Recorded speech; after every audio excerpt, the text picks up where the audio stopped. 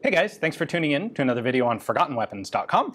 I'm Ian McCollum, and I'm here today in Tallinn, Estonia by the generous invitation of the Estonian Defense Forces, specifically the Support Command Supply Battalion, where we're taking a look at some of Estonia's recently issued military small arms. Now, Estonia received like 40,000 plus M14s from the United States in the late 1990s.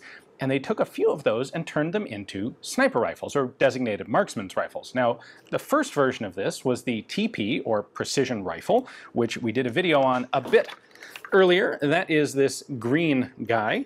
This was, shall we say, not particularly successful. This was done around 2000. About 8 years later, 2008, the TP2 comes along. Now, the TP2 version of the M14 sniper was developed right about the same time as the optical upgrade package to the Estonian Galil rifles. So there was a significant modernization of the small arms about 2008. So where the M14 TP had been put together by an outside contracting company with brand new manufactured stocks and a decent amount of work put into it, the TP2 was quite a bit less labor intensive. They left the original stocks on the gun, they added a rubber butt plate, a cheek riser, and an optics mount that was manufactured by Brugger & Tomet, B&T. So let's take a closer look. These actually saw not insubstantial service in the Estonian Defense Forces, and so they're worth checking out in detail. All right, if we start at the back here, there really isn't that much that was changed on these rifles. So we have a rubber butt plate added to them.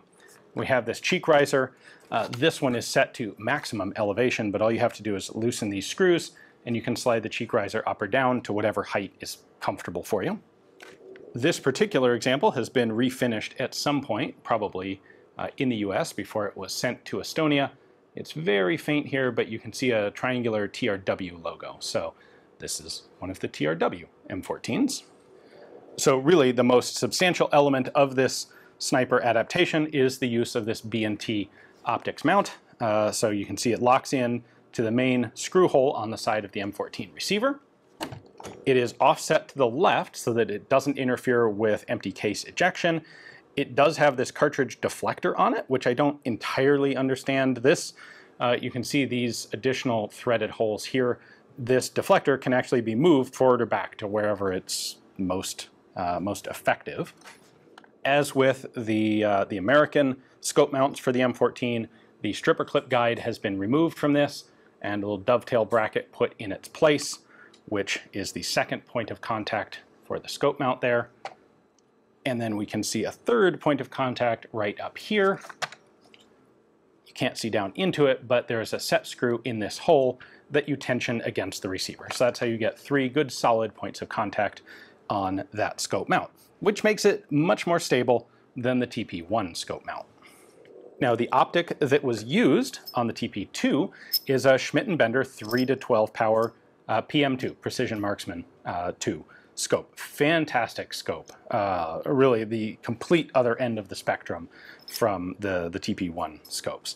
Now, this particular one doesn't have, it has a different style of mount on it than was actually used on the TP2. The TP2 scopes had a pair of traditional rings so that they could mount on either side of this brass deflector.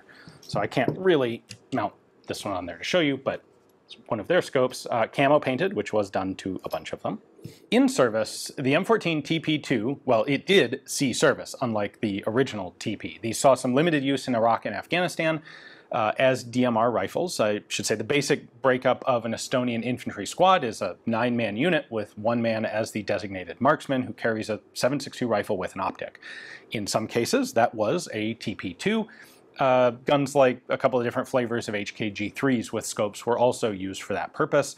And ultimately, circa 2019, with Estonia's new contract with LMT, the designated marksman's rifles were all replaced by R20Ls. That's the 7.62 NATO caliber LMT AR-15 or AR-10 pattern rifle.